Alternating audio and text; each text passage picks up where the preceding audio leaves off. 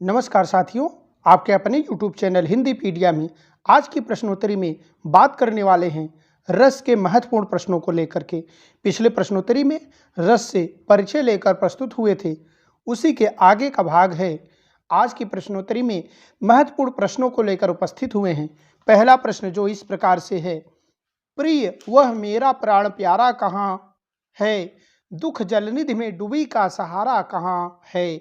इस तरह से इसमें रस बताना है, इसमें कौन सा रस है, इस पंक्ति में कौन सा रस है। तो आप चार रस देख रहे हैं। यहाँ पर श्रृंगार रस है, श्रृंगार का स्थायी भाव होता है रति। इसी तरह से रौद्र रस है, रौद्र का स्थायी भाव होता है क्रोध।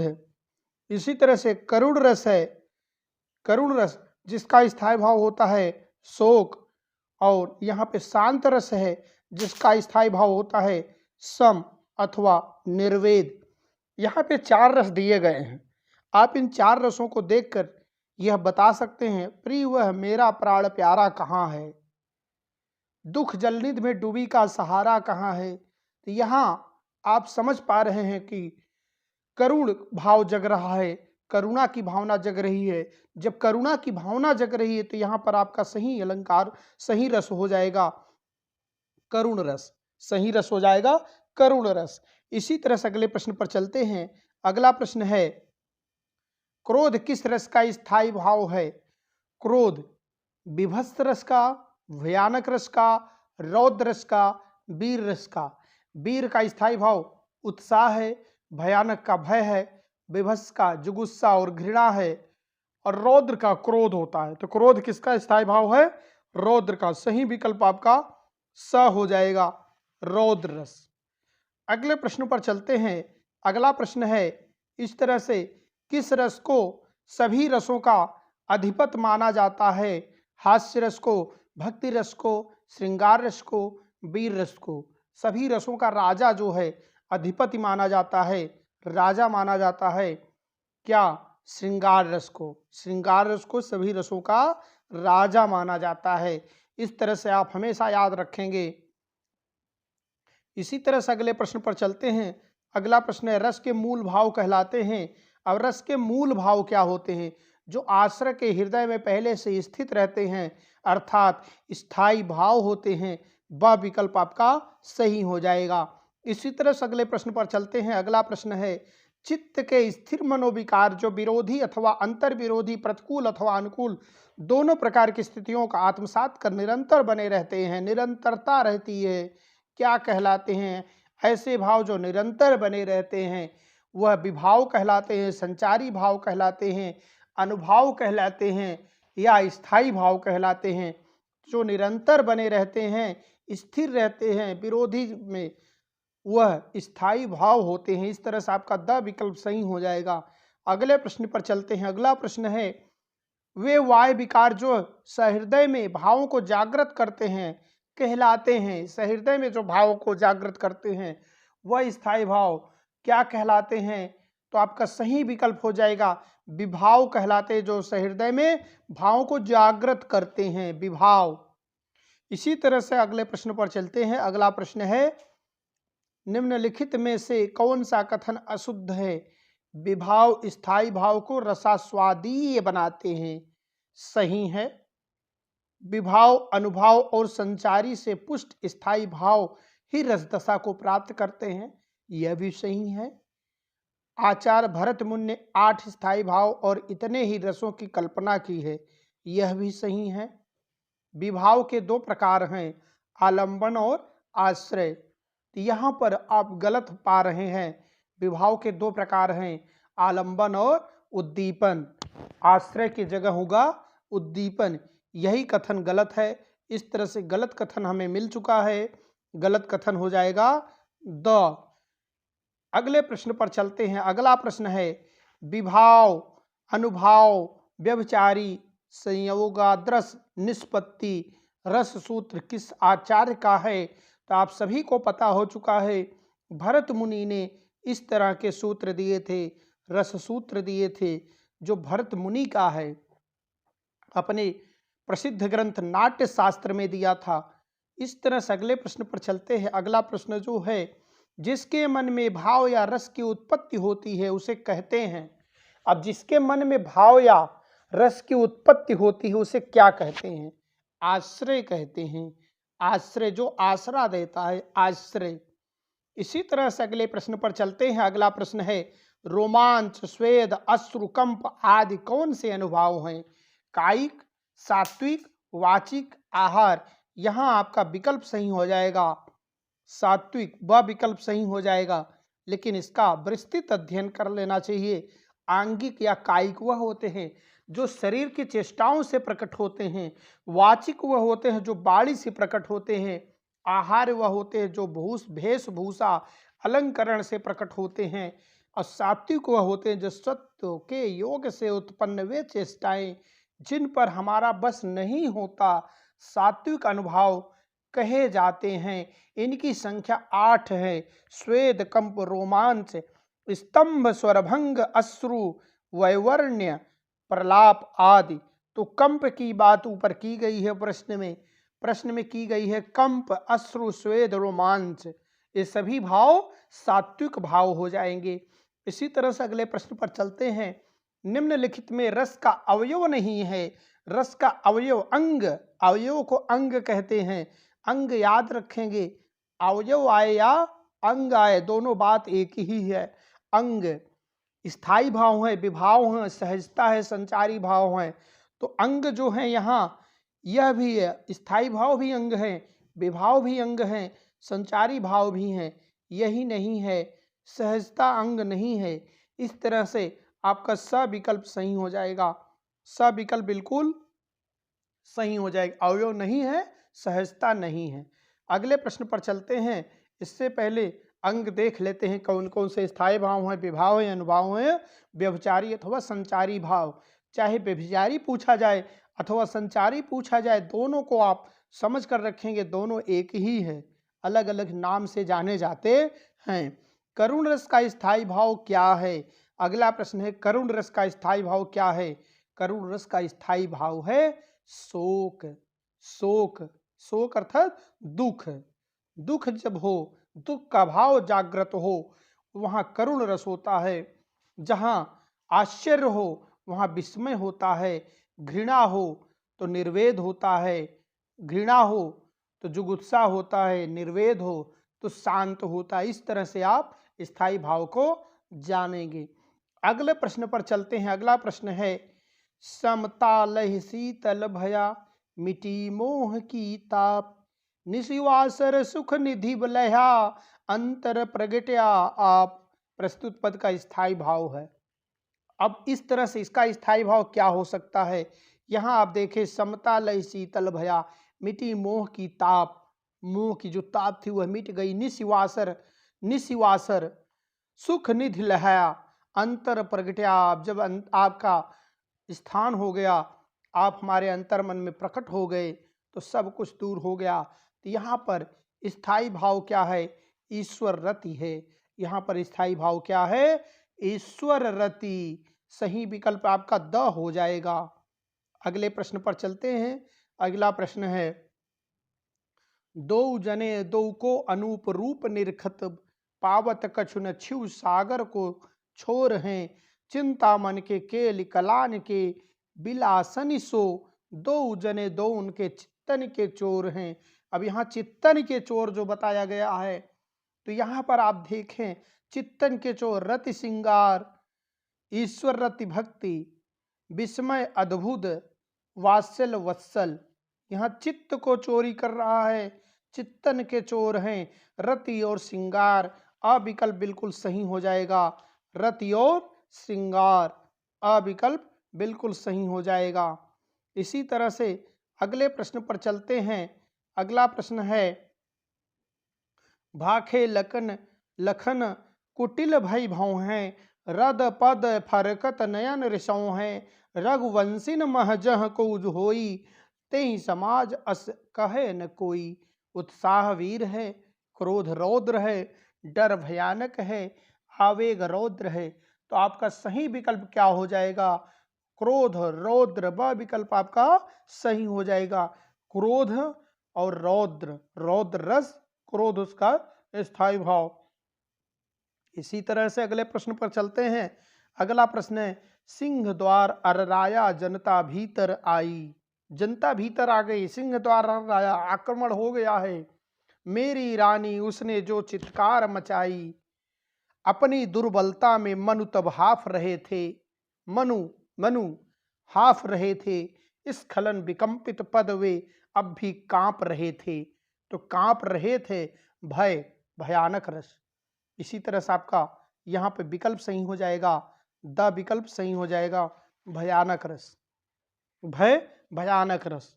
अगला प्रश्न है, इस तरह से ब्रज बछरा निज धाम करी, फिर ब्रज लख फिर धाम, फिर इत लख फिर उत लखय, रखय ठग बिरंची तिहि ठाम। इस तरह से इसमें आपको रस बताना है। निर्वेद शांत, विस्मय अद्भुत, जड़ता अद्भुत, चिंता और शांत। तो यहाँ पर आपका सही विकल्प हो जाएगा विस्मय अद्भुत। आश्चर्य हो रहा है, विस्मित हो गए हैं, आश्चर्य से भर गए हैं। तो ब विकल्प आपका सही हो जाएगा। अगले प्रश्न की बात कर लेते हैं। मेरे तो गिरधर गोपाल दूसरो ना कोई, जाके सिर मोर मुकुट मेरो पति सोई। इस तरह से मीराबाई के द्वारा कहा जा रहा है, रति श्रृंगार, निर्वेद शांत, मोह अद्भुत, ईश्वर रति भक्ति। यहाँ पर जो है ईश्वर भक्ति की बात की जा रही है। पति को श्रृंगार कह रही हैं, परंतु ईश्वर रति भक्ति में लीन है। तो यहाँ पे द विकल्प आपका सही हो जाएगा। ईश्वर रति भक्ति की बात की जा रही, मेरो पति सोई। इस तरह से अगले प्रश्न पर चलते हैं। यह लही अपनी लकुट कमरिया, बहुत ही नाथ नाचयो, सूरदास तब हंसी जसोदा, लय उर अंक लगायो। यहाँ पे जसोदा हंस रही हैं और अपने उर में लगा ले रही हैं वत्सल वात्सल्य रस, वात्सल्य रस। ब विकल्प आपका बिल्कुल सही हो जाएगा। इसी तरह से अगले प्रश्न पर चलते हैं। मैं सत्य कहता हूं सखे, सुकुमार मत जानो मुझे, यमराज से भी युद्ध में प्रस्तुत सदा जानो मुझे, मानो मुझे, प्रस्तुत सदा मानो मुझे। इस तरह से यहाँ कौन सा रस हो जाएगा तो आप जान लो। अगर अलंकार की बात यहाँ कर लें, जनु जानो मनु मानो, तो यहाँ उत्प्रेक्षा अलंकार हो जाएगा। और रस की बात कर लें यहाँ, तो रस कौन सा हो जाएगा, प्रस्तुत सदा जानो मुझे।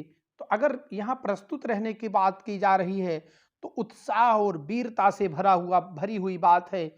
उत्साह और वीरता से भरी हुई बात है। आपका ब विकल्प बिल्कुल सही हो जाएगा। अगले प्रश्न पर चलते हैं।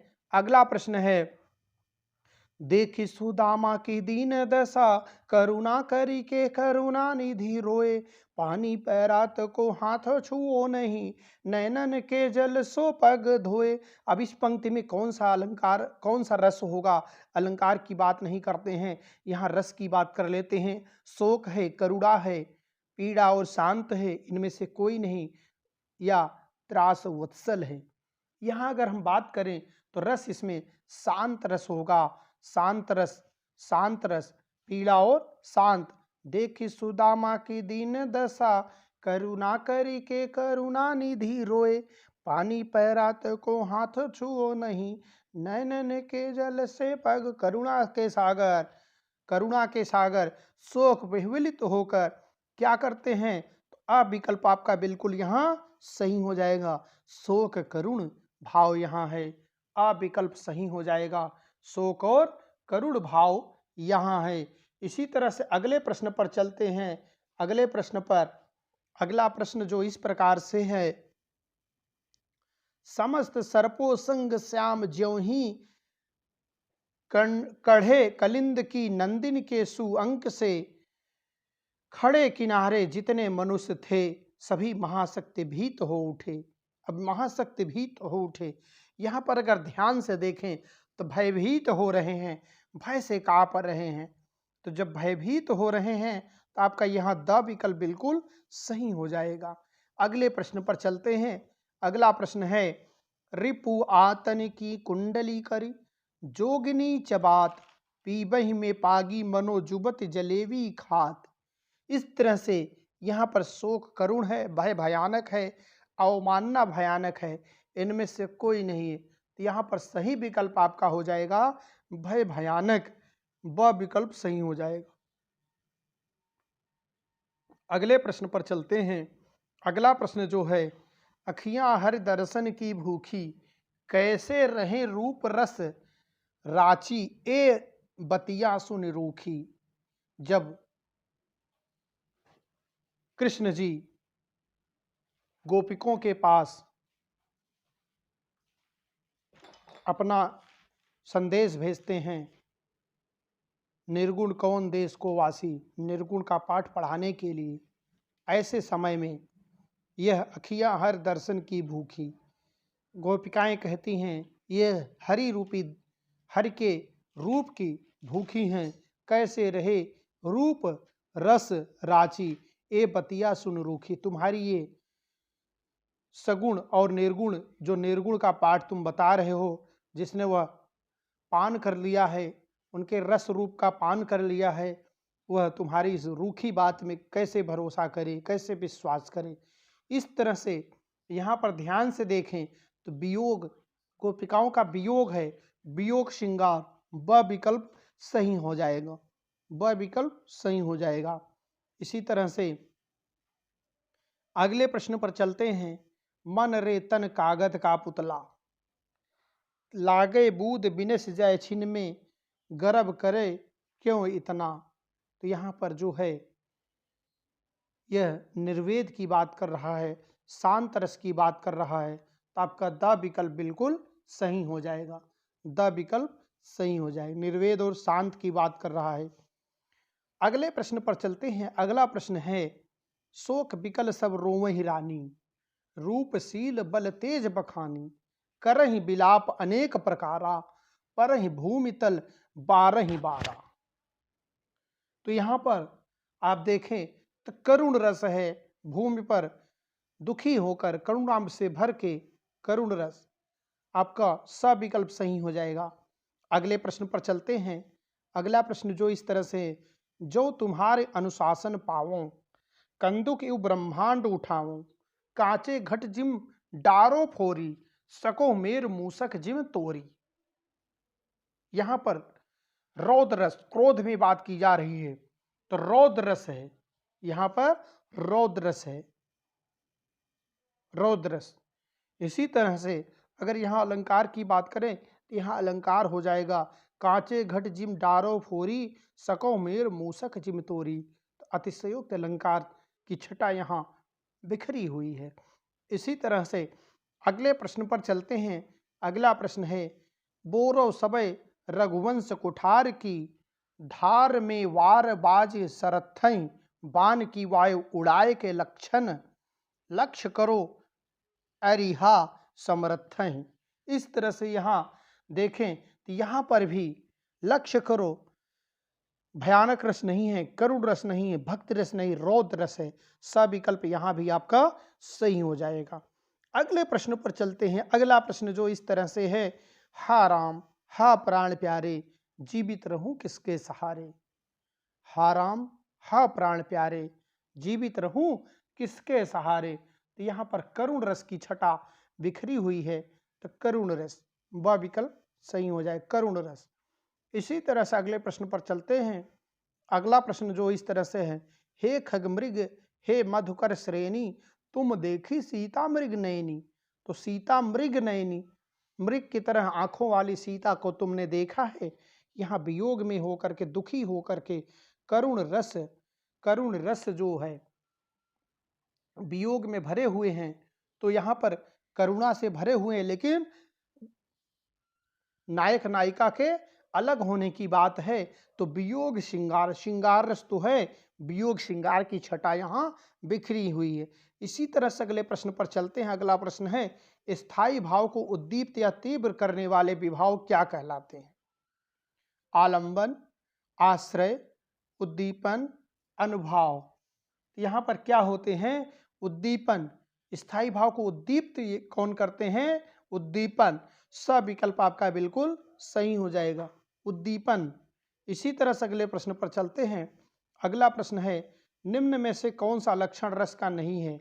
चिन्मय नहीं है, वेदांत वेदांत स्पर्श शून्य नहीं है, निर्वचनीय नहीं है, ब्रह्मानंद सहोदर नहीं है। तो यहाँ पर सही विकल्प आपका स हो जाएगा, निर्वचनीय जो है नहीं है, क्योंकि यहाँ इस सूत्र के द्वारा देखें, सत्तोद्रेका अखंड स्वप्रकाश चिन्मय, इस तरह से ये जो पंक्ति है इसके द्वारा स्पष्ट हो जाता है निर्वचनीय नहीं है। स विकल्प आपका सही हो जाएगा। अगले प्रश्न पर चलते हैं। अगला प्रश्न है, काव्य पढ़ने, सुनने या इन्हें देखने पर विभावाद के संयोग से निष्पन्न होने वाली आनंदात्मक वृत्ति है। तो आनंदात्मक वृत्ति क्या है? रस है। द विकल्प आपका सही हो जाएगा। इसी तरह से शांत रस का स्थायी भाव क्या है? विस्मय है, शोक है, घृणा है, निर्वेद है। शांत रस का स्थायी भाव क्या है? शांत रस का स्थायी भाव निर्वेद या सम या निर्वेद है। इस तरह से आज के प्रश्नोत्तरी यहीं समाप्त करते हैं। आज की प्रश्नोत्तरी के प्रश्न आपको कैसे लगे कमेंट करके हमें जरूर बताएं। अभी तक चैनल को सब्सक्राइब नहीं किया है तो कृपया सब्सक्राइब जरूर करें। आपको हर वीडियो इसी तरह से मिलता रहेगा। वीडियो का डिस्क्रिप्शन में वीडियो का PDF भी आपको मिलता रहेगा। आज के लिए इतना ही। धन्यवाद। जय हिंद, जय भारत।